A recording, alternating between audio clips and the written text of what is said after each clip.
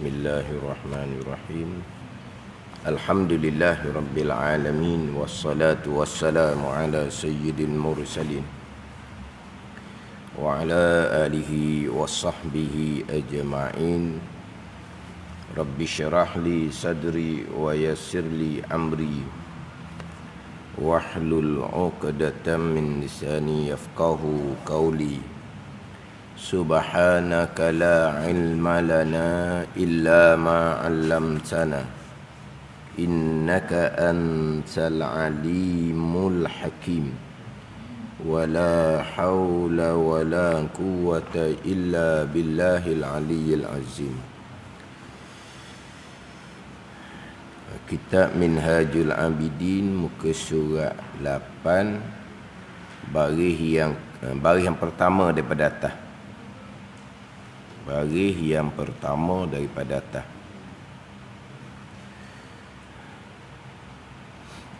Qala al-muallifu rahimahullahu ta'ala wa nafa'ana bi'ulumihi amin.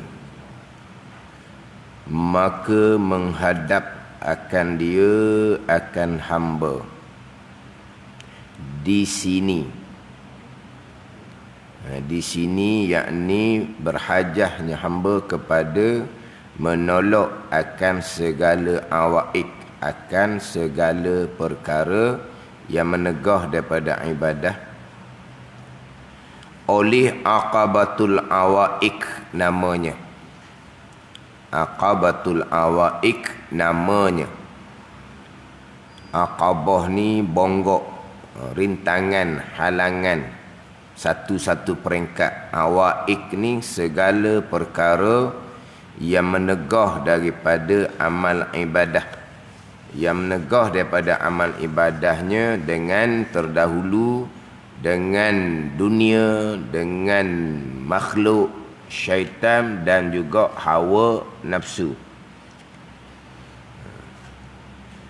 Maka berkehendak ia hamba kepada memutus akan dia akan aqabatul awaik. Maka berkehendak hamba pada memutus akan dia akan aqabatul awaik dengan 4 perkara. Pertama, sunyikan daripada dunia. Yani kosongkan diri, kosongkan hati daripada dunia, yakni tinggal akan dia akan dunia. Tinggal dunia di sini dengan bahawa hati zuhud, hati berpaling daripada dunia. Yakni tinggalkan dia, tinggalkan dunia. Kita nak tinggal dunia, kena meninggal dunia lah. Tak, kita nak tinggal dunia. Ya, nak tinggal dunia dengan meninggal dunia. Matilah. Barulah dipanggil meninggal dunia. Barulah boleh tinggal dunia dengan mati. Dan sekarang ni, pertama sunyikan, kosongkan daripada dunia. Sunyikan hati daripada dunia, yakni tinggal akan dia, tinggal akan dunia. Jangan faham secara metah-metah gitu. Faham secara metah-metah kau tambah kerja buat. Tambah kerja buat. Dia faham metah-metah. Tinggal dunia, dia pun tinggal dunia. Berhenti kerja. Tinggal dunia. Tadilah nak tinggal dunia, kena meninggal dunia. Sebab itulah dia hak tinggi tinggal dunia ni, maknanya tuan masih lagi hidup tapi hati sudah meninggal dunia. Tu paling tinggilah. Pada ni maknanya tuan masih lagi hidup, tapi hatinya sudah mati daripada dunia. Ni orang kata hak mati sebelum daripada mati. Ni bicara orang tinggi lah ni. Mati sebelum daripada mati. Maknanya jasad masih lagi hidup, bernyawa, tapi hati sudah mati daripada dunia. Nafsu pula nafsu yang sudah mati, yang dikawal oleh ketakwaan. Atau dipanggil mati sebelum mati. Mana apa ni? Mati dengan bahawa hati dia sudah meninggalkan dunia. Mati dengan bahawa nafsunya sudah mati, yang dikawal oleh ketakwaan. Atau mati sebelum mati. Mana jasad masih lagi hidup bernyawa, tapi dunianya sudah mati. Nafsunya sudah mati dengan bahawa nafsu dikawal oleh ketakwaan. Jadi di sini meninggal dunia ni dengan bahawa zuhud, berpaling hati daripada dunia. Dan kedua, asing daripada makhluk, yakni uzlah. Asingkan diri daripada makhluk. Uzlah daripada makhluk. Sebab makhluk ni menghalang kita daripada ibadah. Dan makhluk ni juga ibadah kita mudah timbul perasaan riak. Sebab apa riak? Sebab ada manusia hati mudah kepada riak. Mana asingkan daripada makhluk. Ketiga, melawan, berperang serta syaitan. Dan keempat, melawan serta nafsu. Ini 4 perkara untuk memutuskan aqabatul awaik. Aqabah awaik, perkara-perkara yang menegah daripada beribadah kepada Allah Subhanahu wa taala. Cuma minggu lepas tu saya tak ada baiki di muka surat 7 baris bawah sekali. Di muka surat 7 baris bawah sekali tu.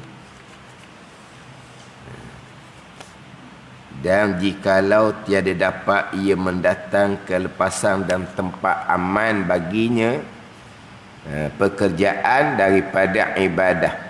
Pekerjaan daripada ibadah. Dan jikalau tiada dapat ia mendatangkan kelepasan. Situ tu kena tambah sedikit lah.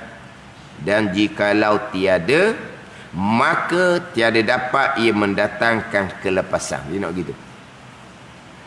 Dan jikalau tiada dapat ia mendatangkan kelepasan, itu ada jatuh sikit lah. Naknya, dan jikalau tiada, berhenti setakat tu. Dan jikalau tiada, maka tiada dapat ia mendatangkan kelepasan dan tempat aman baginya pekerjaan. Mana? Daripada ibadah. Dan jikalau tiada, maka tiada dapat. Nak gitu. Dalam Arabnya, wa illa fala. Wa illa fala.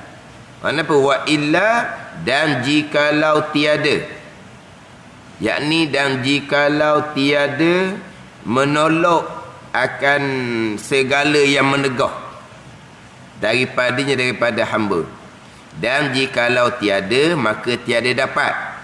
Dan jikalau tiada, yakni jikalau tiada menolak akan segala yang menegah daripada hamba, maka tiada dapat ia hamba mendatangkan kelepasan dan tempat aman baginya pekerjaan. Mana pekerjaan? Daripada ibadah kepada Allah Subhanahu wa taala.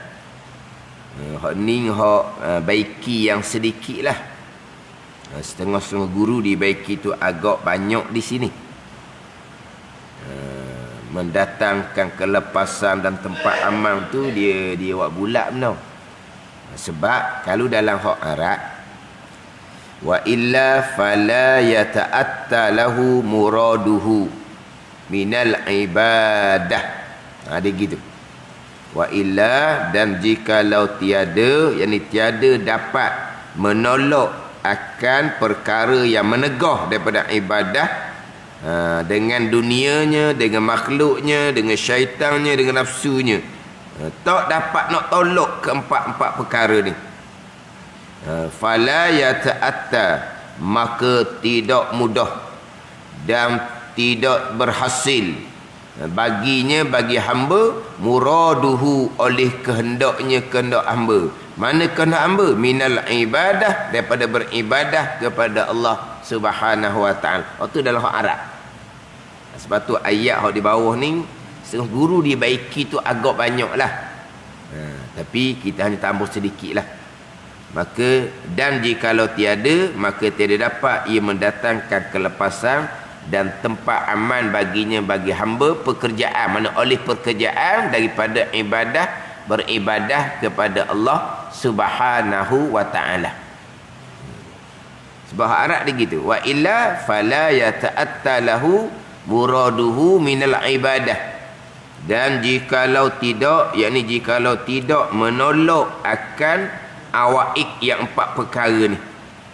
Kita tak tolak dunia, tak tolak makhluk manusia, tak tolak syaitan, tak tolak nafsu. Fala yata'atta lahu muradu minal ibadah, maka tidak terhasillah baginya, bagi hamba, muraduhu oleh kehendak hamba. Apa kehendak hambanya? Minal ibadah. Nak beribadah macam mana? Kalau kita tak boleh nak tolak akan dunia, akan makhluk ni manusia, akan syaitan, akan nafsu, nak beribadahnya macam mana? Situ. Lepas tu macam sebut sebelum ni lah, bicara ibadah-ibadah ni pergi kepada ibadah-ibadah yang sunat. Pergi kepada memperbanyakkan amal ibadah, yakni amal ibadah yang sunat. Kalau amal ibadah yang fardu, tu tak ada nak perbanyak tu. Ibadah fardu tak ada nak perbanyak. Yang nak perbanyaknya adalah ibadah-ibadah yang sunat. Tertegah dengan dunia. Kesibukan kita dengan dunia menegah kita daripada memperbanyakkan amal-amal yang sunat. Kemudian apa di dunia, tu kena kemah molek pula. Apa di dunia? Dunia ni tiap-tiap perkara yang tidak memberi manfaat kepada kita selepas daripada mati. Kita punyalah sibuk dengan dunia untuk apa? Untuk perbanyakkan dunia. Untuk nafsu semata-mata. Hal tu yang dikatakan dunia. Adapun kita keluar pagi-pagi, bekerja cari nafkah keluarga, itu kewajipan kita. Itu bukan dunia, itu akhirah, bukan kewajipan. Ada ni. Anda kena faham molek sini pula. Dunia tu apa dia? Sebelum nak bicara dunia yang menegah daripada amal ibadah. Tapi kalau rupa dunia tapi akhirah, itu sendiri pun amal ibadah. Menyempurnakan nafkah keluarga, amal ibadah yang diwajibkan. Ini kadang-kadang ilmu tasawuf difitnahkan. Kenapa difitnahkan? Kerana salah bawakan orang yang mengajar. Tu semenjak mengaji ilmu tasawuf lah tu berhenti kerja. Gitulah. Jadi akhirnya yang difitnahkan ilmu tasawuf. Kalau begitu jangan belajar ilmu tasawuf. Kalau belajar ilmu tasawuf agak berat nanti. Tinggal kerja lah. Mana kerja molek-molek, tinggal kerja. Ada. Ni dulu-dulu dia mari semangat. Mari apa? Gelombang semangat kepada akhirah. Kan dia ada ketika gelombang tu kan. Ketika itulah tak kena guru, tak kena belajar, tinggal kerja. Sebab apa? Dunia. Dan kemudian kerja jugalah sebab nak tanggung nafkah keluarga. Kerja yang cukar cemaking dah jadinya. Bila kerja tu cukar cemaking, belajar pun lagi cukar cemaking. Bila kerja tu cukar cemaking, wa amal pun lagilah cukar cemaking. Walahal dengan kerja sebelum ni, kerja yang steady. Belajar pun steady. Wa amal pun steady. Dahulu dia salah ambil ilmu daripada guru yang salah. Maknanya dia putih kerja. Nak ibadah semata-mata. Kata dia ada satu peringkat. Ada ni. Kalau kita nak ibadah sebagaimana orang-orang yang soleh, Kedudukan mereka macam mana, kedudukan kita macam mana. Dia kena apa? Tadrij. Kena berangsur-angsur sedikit meningkat. Bukan secara tiba-tiba. Ni gelombang hok mari tiba-tiba ni. Gelombang macam kita kata seperti keinsafan, kesedaran. Mari tiba-tiba gelombang ni kalau dok kontrol gelombang, rebah. Tambahan pula terima ilmu daripada guru yang tak betul. Tapi yang difitnahnya ilmu tasawuf. Tapi kalau dia jumpa dengan guru yang betul, dia mari belajar ni apa semua ni, dia jumpa guru dia, ustaz, tok guru saya nak berhenti lah. Ni biasa jumpa dengan almarhum tok guru saya, nak berhenti. Tok guru slow. Tok guru kata jangan berhenti. Saya nak belajar, belajarlah. Awak masih lagi boleh belajar. Mana atur masa molek, kena belajar. Belajar dengan keluarga, atur belajar sendiri, atur belajar untuk keluarga. Sebab apa? Sebab tu nampak dah kalau berhenti tetap kena bekerja juga untuk nafkah keluarga. Jadi bekerja dah tahu dah kan dah hukum hala dah. Bila belajar ni mana cukar cemakin, bila bekerja ni cukar cemakin, belajar sahih cukar cemakin.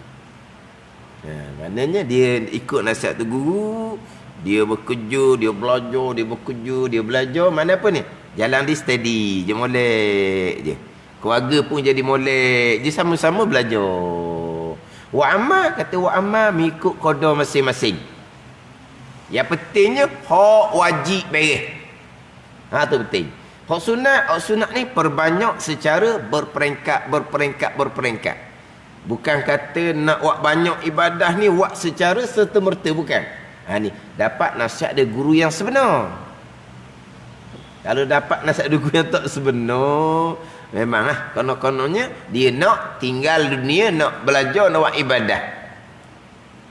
Tapi masih lagi hidup atas dunia, nak tinggal macam mana? Kena cari nafkah.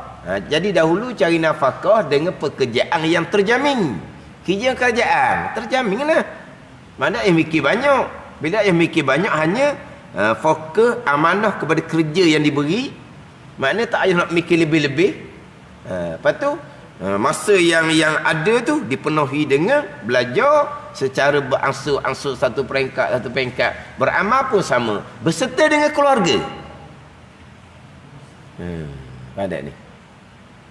Sungguh hok mari tiba-tiba berhenti kerja tu, akhirnya tak sempat nak belajar. Dah kerja sendiri, balik ke pendatang. Mula-mulanya berhenti kerja hok stabil ni kerana nak fokus pada belajar wa amal. Akhirnya kerja hok sendiri yang tak stabil, penat pula tu, belajar pun cerlang-cerlu. Ada cerlang-cerlu. Time badan tak penat mana, mari belajar.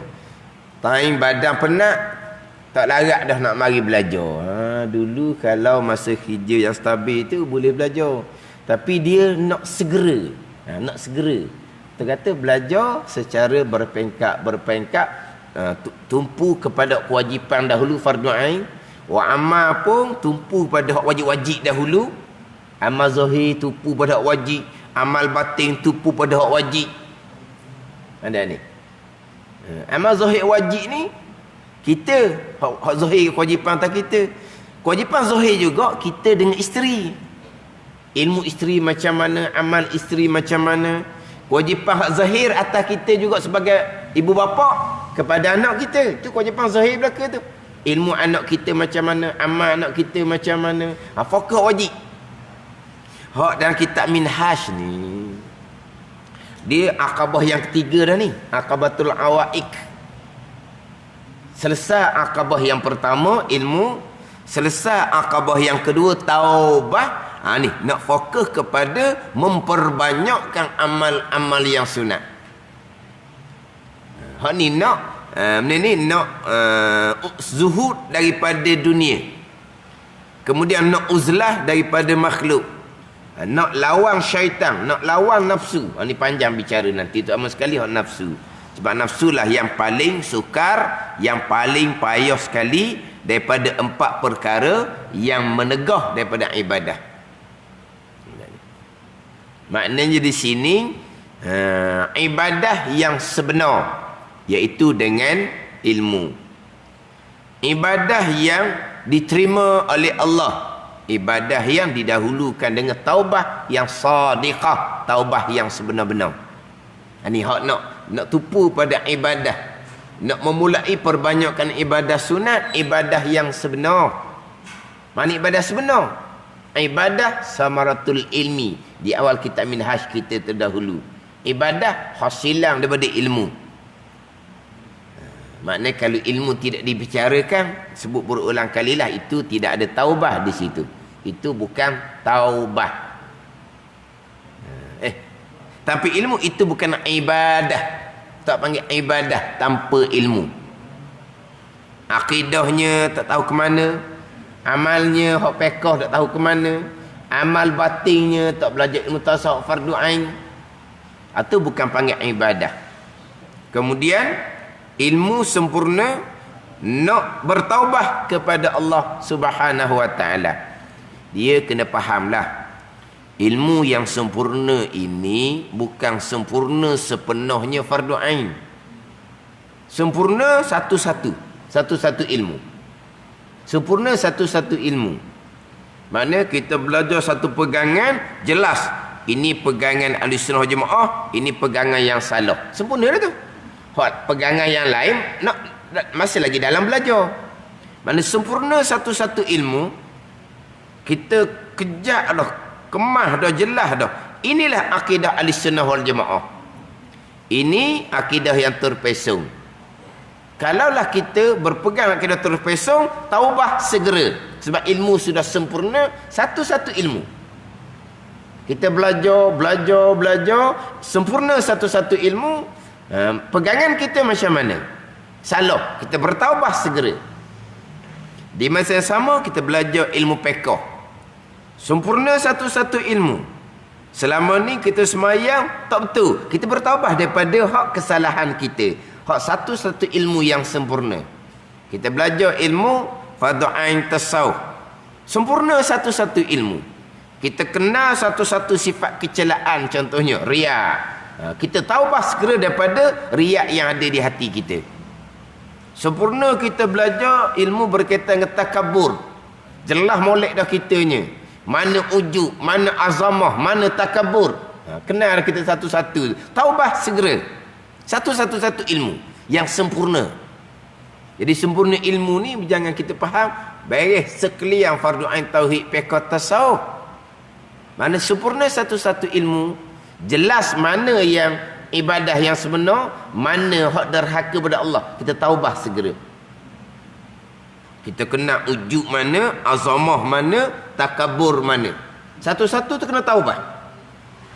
Ujub, kita hairan diri dengan bahawa kita bilang diri kita ni baik. Baik pada ilmu, baik pada amal, baik pada keduniaan kita, ujub. Tapi kita bilang diri kita baik ni, serta kita lupa kebaikan tu datang daripada Allah. Serta kita tak takut Allah tarik bila-bila masa. Itu ujub. Kalau bilang diri baik kerana ilmu bertambah, bilang diri baik kerana amal bertambah, tapi kita tak lupa ilmu ni kurniaan daripada Allah, amal ni taufik hidayah daripada Allah. Kita takut Allah tarik bila-bila masa. Itu tak panggil ujub. Kan tak ni? Sebab kita kena bilang lebih ilmu yang dikurniakan oleh Allah. Kita kena bilang lebih amal ibadah yang ditaufikkan oleh Allah. Jangan kita bilang komen. Nak pergi mana tu? Nak pergi belajar barang-barang je. Tak ada kata nak pergi belajar barang-barang gitu. Tak ada barang-barang. Mana barang-barang ni? Komang-komang gitu je lah. Mana boleh gitu?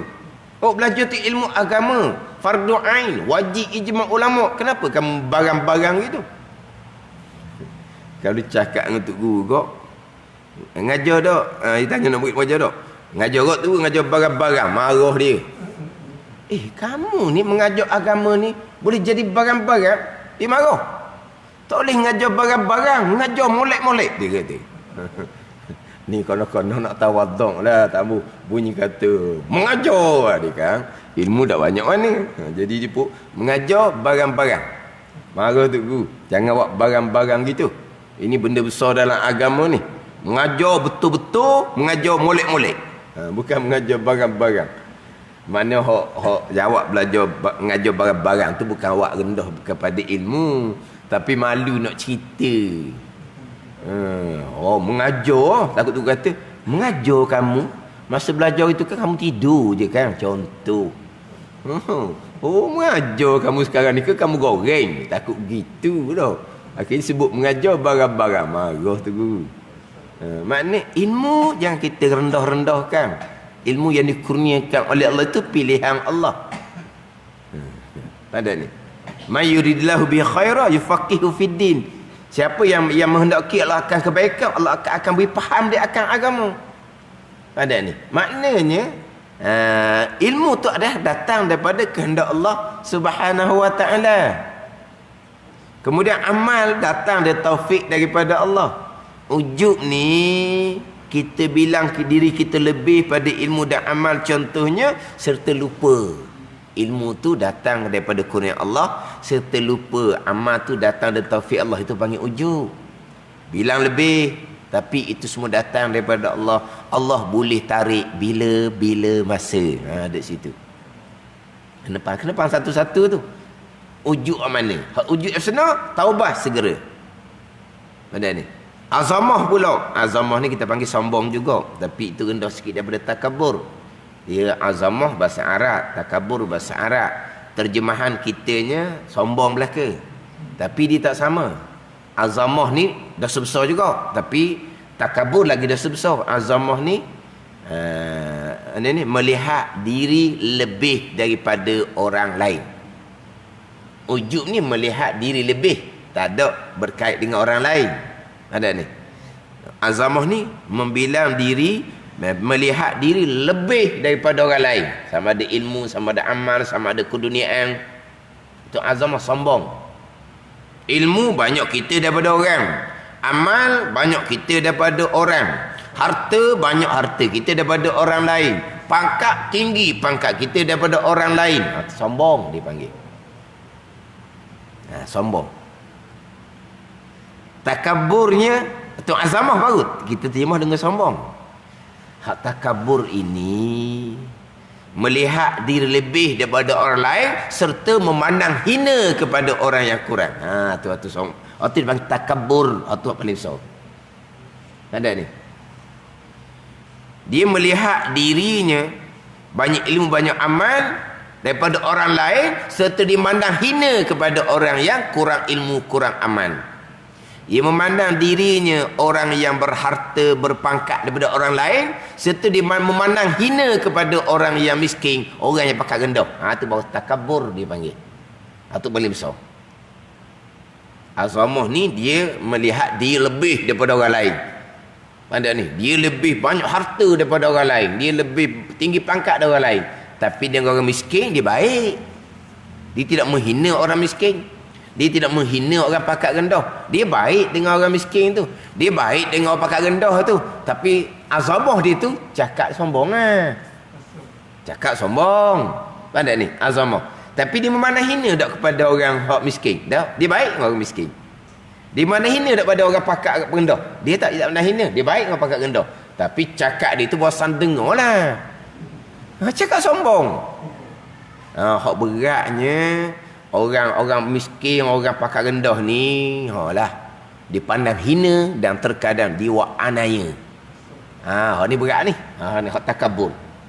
Hak azamah tu, dia tidak memandang hina pada orang miskin, tidak memandang hina kepada orang yang pakat rendah, bahkan dia baik. Dia jaga pula ni orang miskin, dia tolong orang yang pakat rendah, dia jaga. Orang bawah dia ni, dia jaga. Tapi aku yang lebih daripada mu. Tu azamah, ringan sikit tapi dosa dah tu. Hak pandang hina ni, hak ni gak dia mana apa? Kalau orang kerja gak hak pakat tinggi tu gak, hak bawah ni padang jadi bola dia lah. Dia nak lepas kemarahan dia lepas kemarahan pada orang bawah. Apa? Dak pakailah ke orang bawah ni. Orang hina belaka ni. Hak ni banyaklah dosa anak Adam. Pencing kemudian kena minta maaf seorang-seorang tu. Dah kita minta maaf seorang-seorang. Kita buat malu dia, kita buat nanya ke dia, seolah kita kata pijak dia. Lepas pecah mari duduk masjid, buat amal. Nampak rajin sembahyang sunat. Rokoknya lama. Sujudnya lama. Anak buah tengok, rokok lama soalah. Dulu dia buat kat aku macam apa dia buat? Ada ni. Ni bohong. Ni. Orang hak pesen-pesen gini ni, kalau cerita bab sifat kecelaan, cerita bab tabah kena minta maaf, dia tak mau mengaji. Dia tak mau mengaji. Sebab apa? Banyak kena atas kepala dia. Sebab apa? Sebab lepas pecing tu, azamah takaburnya kekal lagi. Cuma buat rupa zahirnya rajin sembahyang sunat, rajin berjemaah. Hak ni tipu dari syaitan belaka ni. Tipu dari syaitan belaka. Hak ni disuka ilmu macam mana? Kalau banyak sembahyang sunat, fadilahnya macam mana? Banyak berzikir, fadilahnya macam mana? Banyak mengaji Quran, fadilahnya macam mana? Ai nak dengar hak tu. Lepas tu syarat nak terima ibadah sunat sembahyang sunat dia banyak mana tu, syarat nak terima zikir dia banyak-banyak tu, syarat nak terima baca Quran hak banyak tu, taubahnya macam mana? Tu syarat nak terima amal sunat. Taubahnya macam mana? Dosa kamu dosa dengan Adam. Kamu menzalimi orang miskin, orang yang di orang bawahan kamu, kerana kesombongan kamu mana hina mereka. Lagi macam mana tu? Tu dosa besar. Menzalimi anak Adam. Lihat ni. Mengumpat masalah khilaf ulama. Dosa besar ataupun dosa kecil. Haram ijma' ulama. Mengumpat haram ijma' ulama. Yang khilafnya haram dosa kecil ataupun haram dosa besar. Walaupun kebanyakan ulama letak dosa besar. Faham ni? Sebagian ulama kata dosa kecil. Tapi atas pandangan mengumpat dosa kecil sekalipun sukar untuk diampuni selagi tidak minta maaf. Walaupun atas pandangan kata dosa kecil, faham ni? Di dosa kecil kita boleh terampung dengan amal-amal ibadah kita yang lain. Dosa kecil terampung dengan semayang fardu, dengan semayang sunnah, dengan wirid-wirid lepas semayang. Dosa-dosa kecil yang tidak berkait dengan anak Adam. Jadi atas pandangan mengumpat ni dosa kecil sekalipun tidak akan diampuni walaupun dengan haji mabrur sekalipun. Walaupun atas pandangan mengumpat tu dosa kecil. Faham tak ni? Tapi tidak ijma' ulama dosa besar. Menzalimi anak Adam itu haram ijma' ulama, dosa besar ijma' ulama. Kena minta maaf beradang tu. Tak usah nak buat berlakon, nak buat amal sunat lah. Faham tak ni? Tuan ni. Maknanya apa? Kena taubah satu-satu. Mana apa? Sempurna ilmu, taubah. Sempurna ilmu, taubah.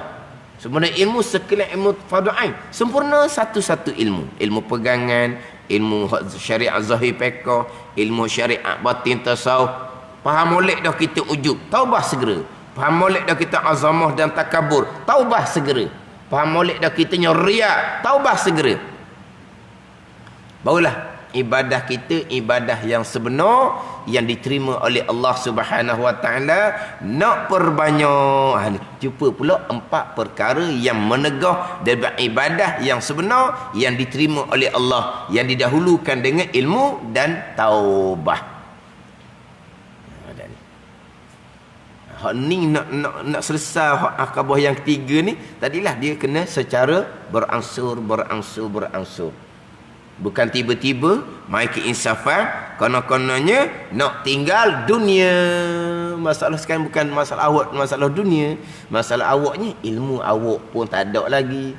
Taubah memanglah tak ada tanpa ilmu. Fokus tu dulu. Ada ni. Kalau saya sebut tadi tak hak mai keinsafan tiba-tiba jumpa guru yang tak sebenar, konon-konon nak tinggal dunia, tinggal kerja, tinggal apa, akhirnya yang difitnahkan ilmu tasawuf. Kenapa ni keluarga kamu, anak beranak kamu ni tiba-tiba tinggal kerja molek-molek, apa tu cuka cemaking pula nak cari nafkah keluarga, ningking ngaji tasawuf ni. Dia letak atas ilmu tasawuf. Dan orang baik nampak gitu, dia nampak zahirnya Kenapa dia seumpama tu kerja stabil molek ni? Kerana dia cakap ilmu tasawuf, ilmu nak tinggal dunia. Jadi yang difitnahnya ilmu tasawuf. Berpunca daripada hak salah bawakan. Cikgu hak salah dia gitu lah. Dah ni. Kita tengok kemudian Allah kesiangnya lah, dulu molek-molek duk kerja. Molek duk kerja. Tapi dalam pekerjaan tu banyak perkara yang melalaikan kita. Berangsur-angsur lah. Pada ni berangsur-angsur. Jadi tempat kerja ni kok kawan-kawan sekerja kok macam-macam. Kita uzlahkan diri. Mana kita asingkan diri. Mana kerja tempat yang sama. Tapi dulu kita kerja pun sama. Pergaulan pun rapat. Maknanya perangai pun sama. Kita asingkan diri. Kerja tempat yang sama. Tapi kalau pergaulan yang tidak berkait dengan pekerjaan. Yang melalaikan kita asingkan. Itu uzlah dia panggil. Pada ni. Mana uzlah nak asingkan diri daripada makhluk manusia ni. Mana secara seperingkat. Bukan kata ni pok kawan sekerja ni tak pakar belaka. Aku nak berhenti kerja. Tak boleh gitu. Tapi kita kena kurangkan, asingkan, jarakkan diri kita daripada makhluk manusia ni. Hak ni bukan kata menegah kita daripada amal ibadah, mendorong kita kepada kemaksiatan. Hak ni cerita di akabah yang ketiga. Maknanya kalaulah dengan dunia sampai ke tak belajar fardu ain, hak tu tak ada bicara lah. Kerana dunia semata-mata fokus pada ilmu dunia, ilmu fardu ain tak belajar, hak tu tak ada bicara tu. Kalau tu cakap kampung kok tak masuk book tu. Tahu tak? Tak masuk book. B-O-O-K. Tahu? Book lah tu. Tak masuk book. Oh, tak masuk kiraan tu. Dulu dia belajar dunia tu sampai luar negara. Ilmu agamanya di mana? Tidak ada ilmu agama. Makna dengan dunia ni menyebabkan ilmu agama yang wajib fardu ain ditinggalkan daripada umur balik sampai ke umur puluh-puluh tahun. Ni tak ada bicara. Mai keinsafan bukan nak belajar fardu ain. Lagi buat amal sunat, nak pergi zikir ribu-ribu, lepas tu ngaku siapa ke Tuhan. Tu bukan jalan yang sebenar. Itu tipu daya syaitan. Tipu daya syaitan macam mana? Dia berzikir banyak-banyak tu. Saya sebut dah mengelupahkan hak berkaitan dengan tipu daya syaitan yang mana terkadang atas rupa kebajikan. Atas rupa kebajikan. Kalau dalam kitab Minhaj ni muka surat 35 didatangkan perkataan Imam Ghazali hikayatkan perkataan daripada Syekh Abu Bakar Al-Warraq, guru pada Imam Ghazali rahimahullah. Syekh Bakar Al-Warraq mengatakan bahawa syaitan sebenarnya terkadang menyuruh kepada kebajikan, mendorong kepada kebajikan yang sebenarnya adalah kejahatan. Contohnya seperti ia menyuruh akan dia kepada yang mafdul, yang kurang afdalnya, supaya menegahkan daripada fadil yang afdal. Pandai ni. Atau menyuruh akan dia kepada kebajikan supaya menghela menarik akan dia kepada dosa yang besar, yang tiada kebajikan daripada, yang tiada kebajikan dan kejahatan daripada ujub dan lainnya. Oh, syaitan ni buat banyak amal, amal sunat, banyak amal sunat, mafdul. Tiba-tiba didorong oleh syaitan dengan riak, ujub dan takabur, rupa kebajikan, tapi syaitan tarik kepada dosa yang besar. Ni semua tipu dari syaitan. Nampak rajin sembahyang sunat, rajin berzikir ribu-ribu, rajin ngaji Quran, tapi syaitan dorong kepada riak, ujub dan takabur, dosa besar yang mewajibkan neraka jikalau tidak diampuni. Jadi syaitan terkadang dorong anak-anak atau rupa kebajikan, dorong pada yang mafdul, perbanyakkan sembahyang sunat, perbanyakkan zikir. Hak paling besarnya ilmu dikesampingkan. Kenapa jahil fardu ain? Kerana dunia dahulu belajar dunia sampai keluar negara, belah-belah tahun belajar. Ada. Mai keinsafan, nak fokus pada amal lalu dah. Ilmu tidak dipedulikan. Taubah qada semayang, qada puasa tidak dipedulikan. Kamu berzikir ni banyak-banyak ni, semayang kamu dahulu yang kamu tinggal, kamu qada tak lagi. Tak lagi. Lepas tu zikir kamu tak nak terima ke? Nak bersih hati dulu. Bersih hati macam mana? Digelomangkan dengan dosa besar meninggalkan semayang. Yang mazhab Hambali hukum murtad, bukan dosa besar saja. Dia nak selubungi dosa besar tinggal semayang dengan zikir ribu-ribu kononnya. Itu cerita dosa besar tinggal semayang. Dosa besar jahil ilmu fardu ain. Dosa besar kerana akidah yang salah. Anda kira macam mana pula? Dosa besar yang mana sekarang sembahyang tapi tidak melengkapkan syarat dan rukun, itu dosa besar juga. Tinggal semayang nyata dosa besar.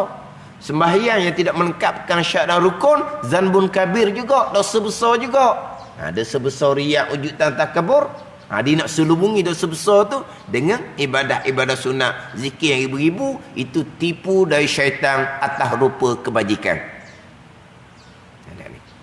Jadi kalau dengan dunia, dengan manusia, dengan syaitan, dengan nafsu, sampai ke bukan menegah daripada amal sunat, bahkan siapa pengkat tidak belajar, tidak bertaubat, tu tak masuk bicara. Lepas tu kata dengan kena satu peringkat, kena faham satu-satu peringkat. Jadi sini bicara nak melepasi aqabatul awaik, lepas dah aqabatul ilmi yang pertama, aqabatul taubah yang kedua. Mana secara satu peringkat. Dia tak boleh nak lakah, nak gopoh. Gopoh dia panggil istiqjal. Nanti dalam bicara bab nafsu, di antara sifat kecelaan dari kitab Minhaj adalah istiqjal. Gopoh. Gopoh ni nak segera, tambah seperingkat tambah, dia nak segera. Istiqjal tu di antara sifat kecelaan. Istiqjal gopoh juga menjadi peluang besar syaitan menipu daya anak Adam. Maka adapun nafsu, maka ia nafsu atas rupa tubuhnya dan di dalam sekalian atrafnya. Nafsu paling sukar, sebab nafsu ni bersama dengan kita. Dunia di luar, manusia di luar, syaitan di luar, nafsu di dalam diri kita. Musuh di luar dengan musuh di dalam, hak lebih sukar musuh di dalam. Dia panggil apa? Musuh di dalam selimut. Maksud apa musuh dalam selimut? Musuh dalam selimut maksud apa? Musuh yang berada di dalam kita. Jadi halangan dunia, halangan manusia, halangan syaitan dulu di luar belakang tu. Faham tak ni? Ada nafsu duduk dalam diri kita. Jadi nafsu lah hak paling sukar sekali. Wallahu a'lam. Bismillahirrahmanirrahim. Alhamdulillahirabbil alamin. Wassalatu wassalamu ala sayyidil mursalin wa ala alihi wa sahbihi ajma'in. Allahumma iftah alaina futuhal arifin. Allahumma allimna ilma akdamin wa fahimna famasabikin warzuqna ruqat talibin. Allahumma zidna ilman wa alhiqna bis salihin. Wa sallallahu ala sayyidina Muhammadin wa ala alihi wa sahbihi wa sallam. Walhamdulillah.